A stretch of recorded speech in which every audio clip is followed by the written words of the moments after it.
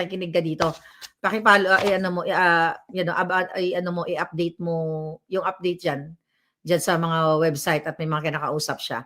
Kasi busy-busy din ako, so wala pa akong bago. Pero hanggang ngayon, wala pang report. Hindi pa lumalabas yung coroner's report. So let's just wait. Let's just wait. We protect and support PRRD. Sabi ni Loretta Abregana. Ano oras sa Netherlands? 10 PM?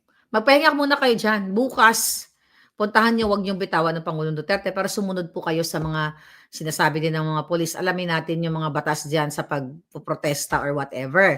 Kasi mahirap din naman na matrobol kayo. Pero kung bawal sumiga, I don't know kung anong batas yan. We have to research. Pero talagang protektahan niyo rin yung sarili niyo, hindi kayo matrobol. Kasi hindi natin alam to eh.